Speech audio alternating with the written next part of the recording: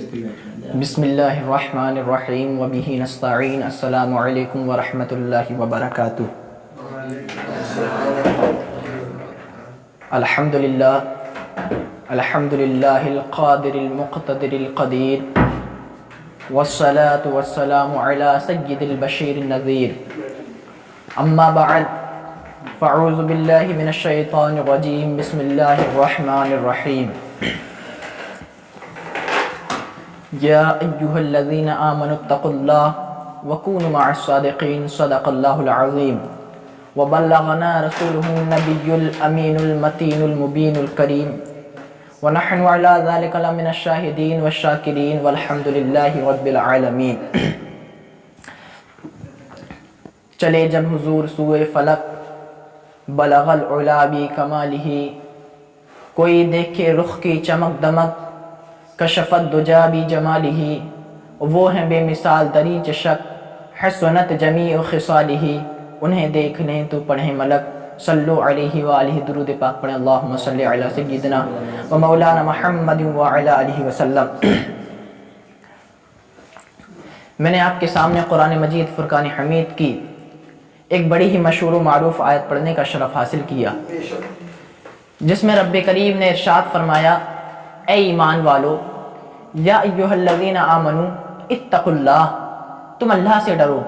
وکونوا مع الصادقین، اور سچوں کے ساتھ ہو جاؤ۔ آئیے اس آیت کی روشنی میں میری گفتگو کچھ آگے بڑھے۔ اس سے پہلے ایک مرتبہ آقا نامدار، مدینے کے تاجدار، دونوں عالم کے مالک و مختار، ہم بے کسوں کے کس، ہم بے بسوں کے بس، لمبے لمبے ہاتھوں سے بھیک دینے والے، اندھیری قبر میں کام آنے والے، روز محشر کے دن میری اور آپ کی آب کوثر سے پیاس بجھانے والے، انشاءاللہ جنت الفردوس میں لے جانے والے آقا نعمت محمد مصطفیٰ صلی اللہ علیہ وسلم کی بارگاہ میں ایک مرتبہ اور درود پاک کا نذرانہ پیش کریں۔ وہ پڑھیں با آواز بلند، اللہم صلی علی سیدنا و مولانا محمد وعلی آلہ وسلم۔ آپ لوگوں کے لیے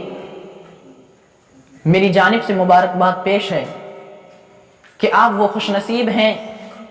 جن کے لیے اللہ تبارک و تعالی نے اپنے حبیب کی محفل میں آنے کی توفیق عطا فرمائی۔ یہ بڑی مقدس محفلیں ہوا کرتی ہیں، اس بات کو میں اور آپ جانتے ہیں کہ ان محفلوں میں اللہ رب العزت کی وحدانیت کا ذکر کیا جاتا ہے، آقا دو جہاں صلی اللہ علیہ وسلم کی رسالت کا ذکر کیا جاتا ہے، اولیاء کاملین کا ذکر کیا جاتا ہے، اور جہاں پر ذکر ہوتا ہے میرے اور آپ کے محبوب نے ارشاد فرمایا، عند الذکر صالحین تنزل الرحمہ، کہ جہاں پر صالحین کا ذکر ہوا کرتا ہے وہاں پر اللہ کی رحمتیں نازل ہوا کرتی ہیں۔ اور میں نے آپ کی بارگاہ میں درود پڑھنے کے لیے عرض کیا تھا، آپ اس بات کو جانتے ہیں اور بخوبی اس بات کو سمجھتے ہیں کہ درود وہ مقدس عمل ہے جس کا حکم رب کریم قرآن مجید میں دیتا ہوا نظر آتا ہے۔ آقا رحمت صلی اللہ علیہ وسلم پر درود پاک پڑھنا یعنی رحمتیں نازل فرمانا، جس کو اللہ رب العزت کا درود کہا جاتا ہے، یہ اللہ رب العزت کا بھی عمل ہے۔ اللہ رب العزت نے ہم کو بھی حکم فرمایا، اور یہ وہ عمل ہے جو آقا دو جہاں صلی اللہ علیہ وسلم کے قرب کا باعث ہے، یہ وہ عمل ہے جو رب کریم کے قرب کا باعث ہے، یہ وہ عمل ہے جب اس کو کیا جاتا ہے تو انسان رب کے قریب ہوتا ہوا نظر آتا ہے، یہ وہ عمل ہے جب اس کو کیا جاتا ہے تو انسان آقا دو جہاں صلی اللہ علیہ وسلم کی بارگاہ میں مقبول ہوتا ہوا نظر آتا ہے، اور اس کی بے انتہا فضیلت ہے۔ ان باتوں کو منع نہیں کیا جا سکتا اور نہ ہی ان باتوں کا انکار کیا جا سکتا ہے کہ درود وہ مقدس عمل ہے کہ اگر اس کی فضیلتوں کو گننا شروع کیا جائے اور انسان ان کو بیان کرنا چاہے تو ہرگز بیان نہیں کر سکتا، کیونکہ انسان کی زندگیاں ختم ہو جائیں گی لیکن درود پاک کی حکمتوں کا بیان ختم نہیں ہو سکتا۔ آئیے میں آپ کی بارگاہ میں ایک حدیث پیش کرتا ہوں، فضیلتوں کا انکار نہیں کیا جا سکتا۔ آقا دو جہاں صلی اللہ علیہ وسلم نے بے انتہا اس کے اوپر بات فرمائی، اور میرے آقا ایک بڑی ہی نورانی بات ارشاد فرماتے ہیں۔ میرے آقا دو جہاں صلی اللہ علیہ وسلم نے ایک مرتبہ اپنے نورانی لبوں سے ارشاد فرمایا، کیا ارشاد فرمایا؟ آپ کا ایمان تازہ ہو جائے گا۔ میرے حضور ارشاد فرماتے ہیں، قال رسول اللہ صلی اللہ علیہ وسلم، اول الناس بیوم القیامت اکثرهم علی الصلاۃ، اے لوگوں تم اس بات کو سن لو کہ قیامت کا وہ دن جو جانوں کو پگلانے والا ہوگا، یہ بات میں آپ کی بارگاہ میں پیش کر رہا ہوں۔ اس دن کے بارے میں میرے اور آپ کے نبی ارشاد فرماتے ہیں کہ قیامت کے دن سب سے زیادہ میرے قریب وہ شخص ہوگا جس نے دنیا میں سب سے زیادہ مجھ پر درود پڑھا ہوگا۔ ذرا سوچنے کا مقام ہے، قیامت کے دن اگر حضور کا قرب چاہتے ہو تو درود پاک کا وظیفہ بنا لو۔ قیامت کے دن اگر اللہ رب العزت کے محبوب کی شفاعت چاہتے ہو تو حضور صلی اللہ علیہ وسلم پر درود پڑھنا شروع کر دو۔ ذرا سوچنا درود پاک کتنا بڑا مقدس یہ وظیفہ ہے جو اللہ رب العزت کے محبوب کے قریب کر دیا کرتا ہے۔ اب آپ کے ذہنوں میں ایک سوال ہوگا، اگر قیامت کے دن ہم حضور کے قریب ہو جائیں تو ہمارے لیے کیا ملے گا؟ تو میرے عزیز اس بات کو سن لیجئے، میرے حضور نے ارشاد فرمایا کہ قیامت کے دن جو میری زیارت کر لے گا میں اس کی شفاعت فرماؤں گا، اور جس کی میں شفاعت کر دوں گا اللہ رب العزت اس کو بخشش کا تحفہ عطا فرما دے گا۔ ذرا سوچنے کا مقام یہ ہے، درود وہ ہے جو بخشش کا ذریعہ بن جایا کرتی ہے۔ اسی بات پر ایک مرتبہ اور درود پاک پڑھیں، اللہم صلی علی سیدنا و مولانا محمد وعلی آلہ وسلم۔ اور جب بات درود کی آئی تو کفایت علی کافی نے کیا ہی مشہور کلام لکھا جس میں آپ ارشاد فرماتے ہیں، کوئی گل باقی رہے گا نہ چمن رہ جائے گا پر رسول اللہ کا دین حسن رہ جائے گا۔ اور جب بات درود کی آتی ہے تو آپ ارشاد فرماتے ہیں کہ جو پڑھے گا صاحب لولاک کے اوپر درود آگ سے محفوظ اس کا تن بدن ہو جائے گا۔ اگر آگ سے محفوظ ہونا چاہتے ہو تو آقا دو جہاں صلی اللہ علیہ وسلم پر درود پڑھنا شروع کر دو۔ تو آئیے اب میں اپنی آیت کی جس کی میں نے تلاوت کی تھی اس کی طرف مڑ کر آتا ہوں۔ میں نے آپ کی بارگاہ میں قرآن مجید کے ایک آیت پڑھنے کا شرف حاصل کیا۔ میرا رب کریم قرآن مقدس میں ارشاد فرماتا ہے، اور ذرا سوچنے کا مقام یہ ہے کہ قرآن کریم وہ کتاب ہے جو دنیا کی تمام کتابوں میں سب سے افضل ہے، جس کی افضلیت کا کوئی انکار نہیں کر سکتا، کیونکہ اس کی وجہ یہ ہے کہ جب لوگ کتابوں کو لکھا کرتے ہیں تو ان کے آخری صفحے پر یا پہلے یہ بات لکھ دیا کرتے ہیں کہ اگر اس کتاب میں ہماری جانب سے کوئی غلطی ہو جائے تو اس کو معاف کر دیا جائے یا اس کی اصلاح کر دی جائے، لیکن جب بات قرآن کی آتی ہے تو معاملہ جدا نظر آتا ہے۔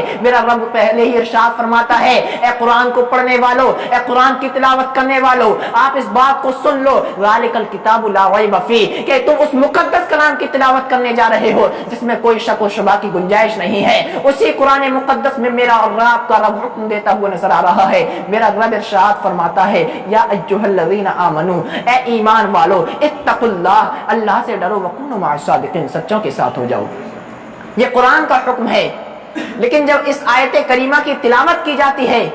تو انسان سوچنے لگتا ہے، اے کریم پروردگار عالم، تو کہیں یا ایھا الناس کہہ کر خطاب فرماتا ہے، کہیں یا ایھا الانسان کہہ کر خطاب فرماتا ہے، کہیں قوموں کے نام لے کر خطاب فرماتا ہے، لیکن یہ تیرا کیسا مشورہ، یعنی کہ تیری کیسی مرضی ہے کہ اے میرے کریم پروردگار عالم تو یا ایھا الذین آمنو کہہ کر خطاب فرما رہا ہے؟ تو آپ کو جواب ملے گا، اے ایمان والو اس لیے کہا جا رہا ہے کیونکہ میرا رب جانتا ہے کہ جو میں حکم ارشاد فرماؤں گا اس کو اگر کوئی ماننے والی شخصیات ہیں تو وہ ایمان والوں کی شخصیات ہیں، اس کو جو تسلیم کرنے والے لوگ ہیں وہ ایمان والے ہیں۔ اسی وجہ سے میرے رب نے ارشاد فرمایا، یا ایھا الذین آمنو، اے ایمان والو، اے ایمان والو۔ لیکن جب انسان اس بات کو سنے گا اے ایمان والو تو اس کے ذہن میں آئے گا یہ ایمان والے کون ہیں، یہ کن کے لیے کہا جا رہا ہے؟ آپ بھی اس بات کو سوچ رہے ہوں گے یہ ایمان والے کون ہیں؟ تو میں آپ کی بارگاہ میں عرض کر دینا چاہتا ہوں، جب یہی سوال آقا دو جہاں صلی اللہ علیہ وسلم کی بارگاہ میں پہنچتا ہے تو میرے اور آپ کے حضور بڑا ہی پیارا جواب ارشاد فرماتے ہیں۔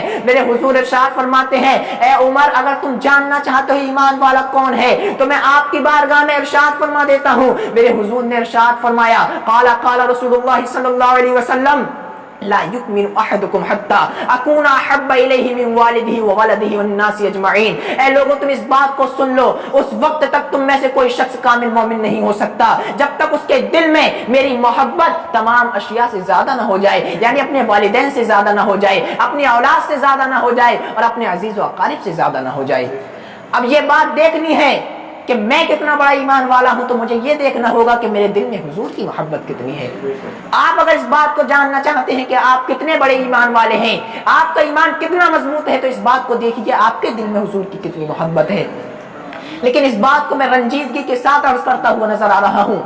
آج میرے معاشرے میں حضور سے محبت کا دعویٰ بڑا کیا جاتا ہے، لیکن حضور کی محبت کی جو نشانیاں ہیں، جو علامات ہیں، وہ آج ہمارے وجود میں نظر نہیں آتی ہیں۔ یہ بڑی غم کی بات ہے۔ آج ہر شخص کہتا ہوا نظر آتا ہے حضور کے لیے میں جان بھی چھوڑنے کے لیے تیار ہوں۔ اے میرے عزیز، اگر تو حضور کے لیے جان چھوڑنے کے لیے تیار ہے تو فجر کی نیند کیوں چھوڑنے کے لیے تیار نہیں؟ آج میری قوم کا حال یہ ہو چکا ہے کہ میری قوم کہتی ہوئی نظر آتی ہے کہ ہم حضور کے لیے اپنی گردن بھی کٹا دیں گے۔ اے میرے عزیز، اگر تو گردن کٹانے کی بات کرتا ہے تو تو پھر شریعت پر چلنے کی بات کیوں نہیں کرتا؟ ارے تو گردن کٹا، تجھ سے شریعت گردن کٹانے کا مطالبہ نہیں کرتی، تجھ سے شریعت یہ نہیں کہتی تو گردن کٹا، ارے تجھ سے شریعت فقط اتنا کہتی ہے تو اللہ کے رسول کی سنت کو سجا لے۔ لیکن آج میرا ماحول ایسا ہو چکا ہے، آج میرا معاشرہ ایسا ہو چکا ہے کہ گردن کٹانے کی تو بات کرتا ہے لیکن داڑھی رکھانے کی بات نہیں کرتا۔ یہ میرے معاشرے کی حقیقت ہے، اور میں آپ کی بارگاہ میں کیا عرض کروں؟ اس بات کو آپ اپنے ذہنوں کے اندر وسا لو۔ آج کی اس گفتگو کی کوئی بات آپ کے ذہن کے اندر نہ رہے، مجھے کوئی غم نہیں، لیکن اس بات کو آپ اپنے ذہنوں کے اندر محفوظ کر لینا کہ آج جب فجر کا وقت ہوتا ہے اور ہم اپنے بستروں پر گہری نیند میں سو جایا کرتے ہیں، کیا آپ یہ سوچتے ہیں کہ آپ کے سونے سے کسی کو نہیں فرق پڑتا؟ ارے نہیں میرے عزیز، تیرے سونے سے آقا دو جہاں صلی اللہ علیہ وسلم کو تکلیف ہوا کرتی ہے، کیونکہ میرے آقا بھی اس بات کو کبھی کبھی ارشاد فرماتے ہوں گے، مجھے غالب گمان ہے کہ یہ وہی امت ہے جس کے لیے میں نے اپنے نواسوں کے لیے اس دنیا میں شہید کرا دیا تھا، یہ وہی امت ہے جس کے لیے میری بیٹی کو زخم دیے گئے تھے، یہ وہی امت ہے جس کی خاطر مجھے 2 سال کے لیے شیبہ ابو طالب میں بند کر دیا گیا تھا اور میں نے روٹی سے اپنا تعلق توڑ لیا تھا۔ ارے یہ کیسی امت ہے جس کے لیے میں اتنا کرتا تھا، آج وہ امت میرا نام بھول گئی، آج وہ امت میرے لیے اپنی نیند قربان نہیں کر سکتی۔ اور اس بات کو آپ یاد رکھنا، جب آپ فجر کی نیند آپ قربان نہیں کر سکتے تو رب کے رسول کے لیے کچھ نہیں کر سکتے، کیونکہ یہ بات بالکل صاف ظاہر ہے کہ ہماری فجر کی نماز تب ہی قضا ہوتی ہے جب ہمیں اپنی نیند سے زیادہ محبت ہوا کرتی ہے، آقا سے کم محبت ہوا کرتی ہے۔ میرے عزیزو، آپ کو یہ بات بری ضرور لگے، مجھے کوئی فرق نہیں پڑتا، کیونکہ آقا دو جہاں صلی اللہ علیہ وسلم کا حکم بتانے میں کوئی شرم کی بات نہیں ہے۔ یہ بات حق ہے کہ جب ہمیں اپنی نیندوں سے زیادہ محبت ہوتی ہے اور آقا سے کم محبت ہوتی ہے تب ہماری نمازیں قضا ہوا کرتی ہیں۔ آج لوگ کہتے ہیں کہ آج ہم نماز کے پابند نہیں ہو پاتے۔ ایک بڑے ہی عالم دین نے بڑی مشہور بات کہی تھی اور وہ مجھے بڑی پیاری لگتی ہے۔ انہوں نے کہا تھا کہ ہم نماز کے پابند نہیں ہو پاتے، اس کی وجہ یہ ہے کہ ہماری زندگی میں رب کریم کی اہمیت نہیں ہے۔ ذرا سوچنے کا مقام یہ ہے، مجھ سے کوئی میرا دوست یہ کہے کہ آج فلاں وقت پر آپ کو ملنا ہے تو میں اپنے تمام کاموں کو چھوڑ کر اس سے ملنے جاؤں گا، اس کی وجہ یہ ہے اس کی میری زندگی میں بڑی اہمیت ہے، مجھے خوف ہے وہ ناراض نہ ہو جائے، مجھے خوف ہے وہ مجھ سے جدا نہ ہو جائے۔ تو میرے عزیز، اسی طریقے سے اگر ہماری زندگی میں اللہ کی اہمیت ہوگی تو ہمیں یہ خوف ہوگا اگر ہم فجر میں سوتے رہے تو آقا دو جہاں صلی اللہ علیہ وسلم کو تکلیف ہوگی، اگر ہم نے ظہر کی نماز اپنے کام کے پیچھے قضا کر دی تو اللہ رب العزت ہم سے ناراض ہو جائے گا، اگر ہم نے عصر کی نماز قضا کی تو جن ولیوں سے ہم محبت کا دعویٰ کرا کرتے ہیں وہ دعوے میں جھوٹ لگتا ہوا نظر آئے گا، اگر ہم مغرب کی نماز قضا کریں گے تو یہ دنیا دیکھتی ہوئی نظر آئے گی، ارے یہ کیسے مسلمان ہیں، ایک جگہ تو یہ کہتے ہوئے نظر آتے ہیں کہ ہمیں حضور سے محبت ہے اور دوسری جگہ یہ نمازوں کو قضا کرتے ہوئے نظر آتے ہیں، اگر ہم عشاء کی نماز قضا کریں گے تو یہ ہمارا ضمیر ہم سے یہ سوال کرتا ہوا نظر آئے گا، ارے تو کتنا بڑا دھوکے باز ہے، تو کتنا بڑا جھوٹا ہے، ارے آقا دو جہاں صلی اللہ علیہ وسلم کی بارگاہ میں تجھے جھوٹ بولتے ہوئے شرم نہیں آتی، ارے اس بارگاہ میں تو کیسے جھوٹ بول دیتا ہے، تو رب کے محبوب کی بارگاہ ہے۔ ارے انسان آج عام بارگاہوں میں جھوٹ نہیں بولنا چاہتا، ارے ہم نے یہ کیسا بڑی بڑی بارگاہوں میں جھوٹ بول رکھا ہے، یاد رکھنا یہ ہم اپنے آپ کو بڑا فریب دے رہے ہیں۔ اگر آج ہم شریعت کے پابند نہیں ہیں تو آج ہمیں حضور صلی اللہ علیہ وسلم سے وہ محبت نہیں جو ہونی چاہیے تھی۔ آج ہمارے حالات یہ ہو چکے ہیں،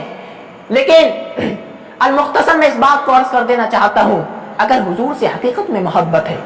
اگر حضور کی محبت دل میں حقیقت میں ساما لیے ہوئے ہے، اگر حضور کی محبت حقیقت میں دل میں بسی ہوئی ہے تو آقا دو جہاں صلی اللہ علیہ وسلم کے شریعت کے پابند بن جاؤ، آقا دو جہاں صلی اللہ علیہ وسلم کی شریعت پر عمل کرنا شروع کر دو، اور جب ہم عمل کریں گے تو ہمارا عمل یہ جواب دیتا ہوا نظر آئے گا کہ ہم زبان کے دعوے دار نہیں ہیں، ہم عمل سے اس بات کو ظاہر کر دیا کرتے ہیں کہ ہمیں حضور سے محبت ہے۔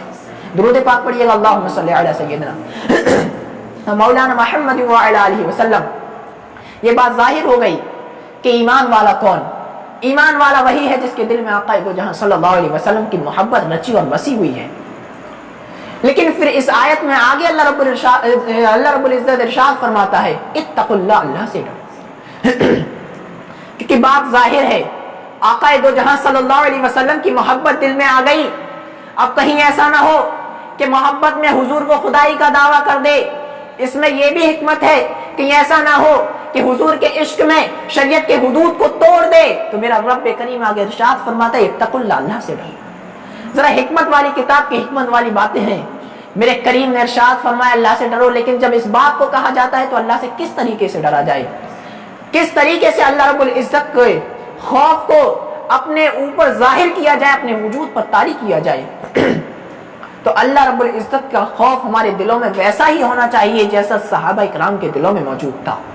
صحابہ اکرام کے دلوں میں کیسا خوف تھا؟ تو صحابہ اکرام کے دلوں میں ایسا خوف تھا، آپ کو یہ بات سن کر بڑی حیرت ہوگی. آقا دو جہاں صلی اللہ علیہ وسلم کے بڑے مقدس دوست اور صحابی جن کو دنیا حضرت عمر فاروق کے نام سے جانتی ہے، ذرا آپ اپنے ذہنوں کو قریب کیجئے گا کہ عمر فاروق کون ہے. ارے یہ وہی ہے جس کے بارے میں حضور ارشاد فرماتے ہیں کہ جس راستے سے عمر نکل جایا کرتا ہے شیطان اس راستے پر قدم نہیں رکھا کرتا. یہ وہ عمر ہے جس کے بارے میں میرے حضور نے ارشاد فرمایا اے عمر تو وہ شخصیت ہے جس کی نیکیاں آسمان کے ستاروں کے برابر ہیں. یہ وہ عمر ہے جس کے بارے میں میرے اور آپ کے حضور نے ارشاد فرمایا اگر جبریل 950 سال کی عمر یعنی نوح علیہ السلام کی عمر لے کر اس زمین پر آئیں اور میرے عمر کی شان بیان کرنا چاہیں تو 950 سال ختم ہو جائیں گے، عمر کی شان مکمل نہیں ہو پائے گی. یہ وہی عمر ہے، لیکن وہ عمر اپنے آپ کو بار بار اس بات کو کہتے ہیں اے عمر تو شریعت کا پابند ہے، تو شریعت کا پابند رہنا، اور اپنے آپ کی داڑھی کو پکڑ کر اور اللہ رب العزت کی بارگاہ میں گریہ وزاری کرتے ہیں، استغفار کرتے ہیں اور رب کی بارگاہ میں عرض کرتے ہیں مولا تم مجھ سے ناراض نہ ہو، مجھ سے راضی ہو جا. ارے یہ کون شخصیات ہیں؟ یہ وہی شخصیت ہے جس کے بارے میں حضور صلی اللہ علیہ وسلم اتنی فضیلتیں ارشاد فرمائیں، لیکن وہ شخصیت رب کی بارگاہ میں عرض کرتی ہوئی نظر آتی ہے مولا تم مجھ سے راضی ہو جا. ارے یہ تو وہ ہیں جن کے صدقے میں رب ہم سے راضی ہوگا، لیکن وہ بھی اللہ کی بارگاہ میں یہ گریہ وزاری کرتے ہیں، رب کے خوف کا اظہار کرتے ہیں اور رب کے خوف سے روتے ہوئے نظر آتے ہیں، اور رب کے خوف سے روتے روتے بے ہوش تک ہو جانے والی روایات ہمارے سامنے موجود ہیں. ذرا سوچنے کا مقام یہ ہے ارے یہ تو عشرہ مبشرہ کے صحابی ہیں، یہ تو وہ صحابی ہیں جن کے لیے جنت جیسے جنت کا ہونا یقینی ہے ویسے حضرت عمر رضی اللہ تعالیٰ عنہ کا جنتی ہونا یقینی ہے. یہ وہ صحابی ہیں لیکن وہ بھی اللہ کے خوف سے روتے ہوئے نظر آتے ہیں. اور اگر میں آپ کی بارگاہ میں عرض کروں تو آقا دو جہاں صلی اللہ علیہ وسلم کے بڑے ہی مقدس اور بڑے ہی عزیز صحابی اور بھائی اور دوست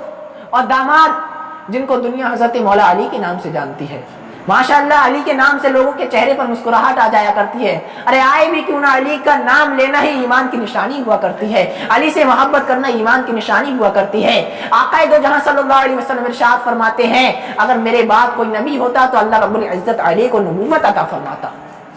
یہ وہ علی ہیں لیکن ان کے بارے میں ارشاد فرمایا جاتا ہے جب صبح فجر کا وقت ہوتا تو فجر سے پہلے تہجد کی نماز کو پڑھ کر آپ اپنی داڑھی شریف کو پکڑتے اور آپ ایسے رویا کرتے تھے جیسے آپ کے لیے کسی سانپ نے ڈس لیا ہو، اور گریہ وزاری کیا کرتے تھے، تیز تیز آواز میں آپ رویا کرتے تھے اور رب کی بارگاہ میں عرض کیا کرتے تھے میرے مولا تم مجھ سے راضی ہو جا، اے میرے مولا تم مجھ سے راضی ہو جا. کیا ان سے رب راضی نہیں تھا؟ ارے رب راضی تھا. یہ خوف خدا ہے جو ان کو صبح کے اس طری والے وقت میں بھی اٹھا کر مصلی پر بیٹھا ہوا نظر آتا ہے اور رلاتا ہوا نظر آتا ہے اور کہتا ہوا نظر آتا ہے کہ تو اپنے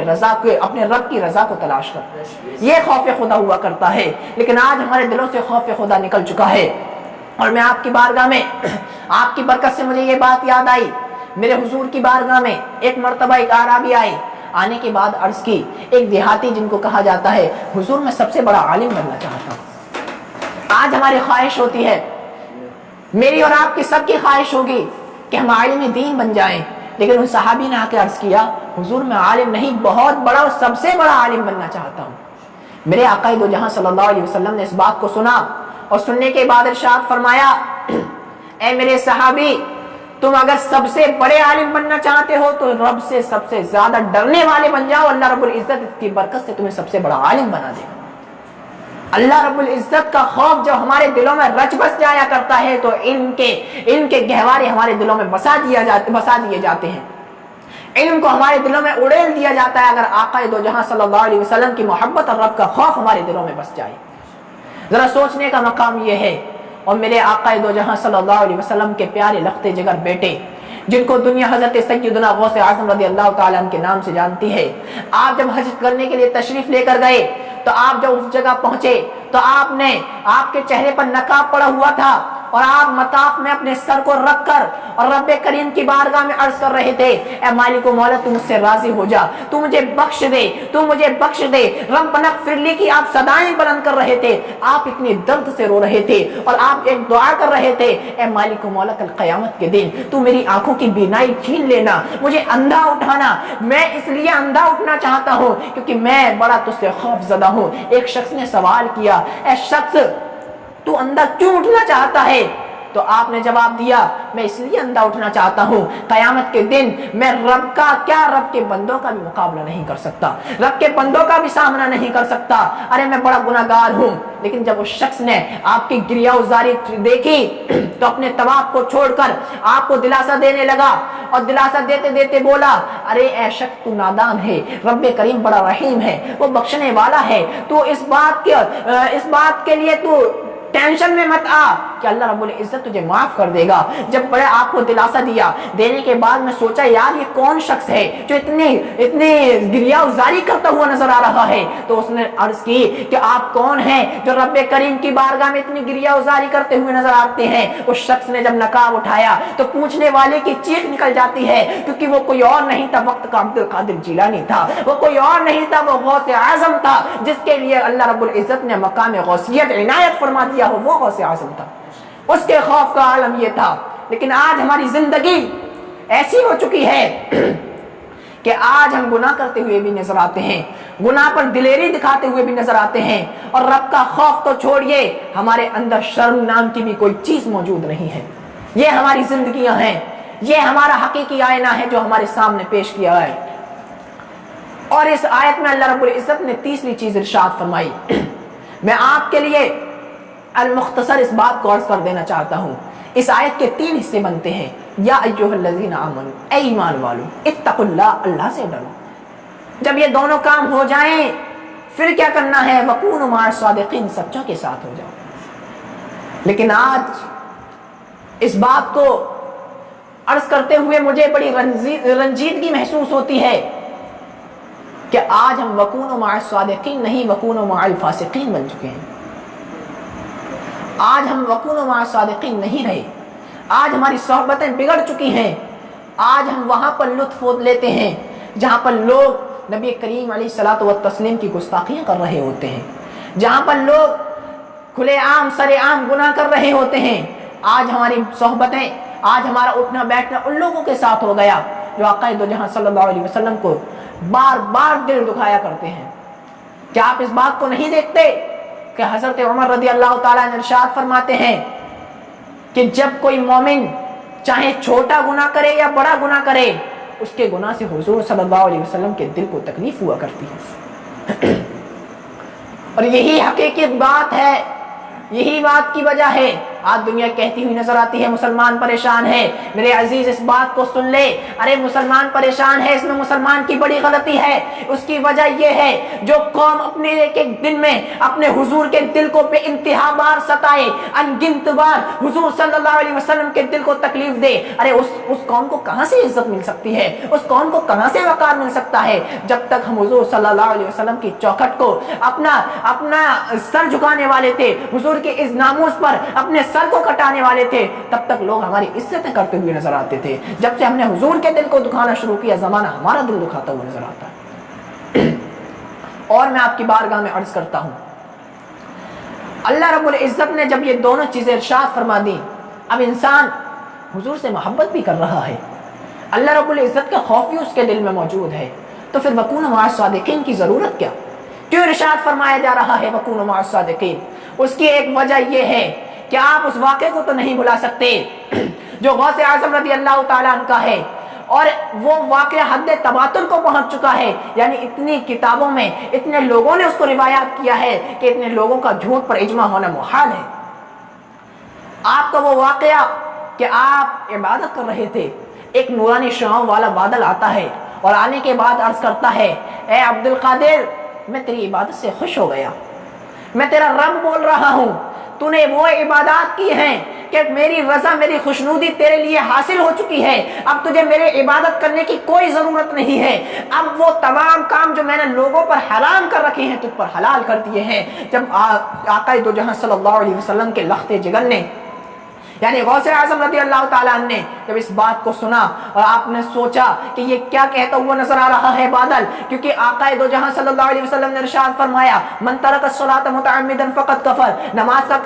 کا قضا کرنا بھی حرام اور گناہ ہے، یعنی اللہ رب العزت کے محبوب ارشاد فرماتے ہیں جس نے نماز کو قضا کر دیا یقیناً اس نے کفر کیا۔ بہت سارے گناہ ہیں جن کا کرنا حرام ہے، کسی کا کرنا ناجائز ہے، بہت سارے گناہ ہیں جن کے کرنے سے اللہ رب العزت کا غضب حاصل ہوتا ہے، لیکن جب عبد القادر جیلانی یعنی ہم سب کے غوث اعظم بڑے پیر نے جب اس بات کو سنا کہ یہ بادل کیا کہتا ہوا نظر آ رہا ہے، یہ تو یہ کہہ رہا ہے کہ میں نے تجھ پر حلال تمام حرام کاموں کو حلال کر دیا، یعنی نماز کا چھوڑنا حرام ہے، یعنی یہ میرے لیے حلال کرتا ہوا نظر آ رہا ہے، تو غوث اعظم رضی اللہ تعالیٰ نے ارشاد فرماتے ہیں ارے یہ کیسے ہو سکتا ہے، اگر نماز کا چھوڑنا حلال ہو جاتا تو سب سے پہلے میرے بابا جان حضرت حسین کے لیے ہوتا، ارے وہ ایسا وقت تھا جہاں پر نماز پڑھنا بہت مشکل تھا، لیکن اس وقت میں بھی غوث اعظم رضی اللہ تعالیٰ عنہ کے بابا جان یعنی حضرت حسین رضی اللہ تعالیٰ عنہ اپنے سر کو جھکا کر اللہ رب العزت کی بارگاہ میں سربہ سجود ہوتے ہوئے نظر آ رہے ہیں، اگر نماز کی معافی ہوتی تو اس جگہ پر ہوتی۔ غوث اعظم ارشاد فرماتے ہیں جب میرے بابا پر نماز کی معافی نہیں ہوئی تو میں کون ہوں، مجھ پر نماز کی معافی ہو سکتی ہے؟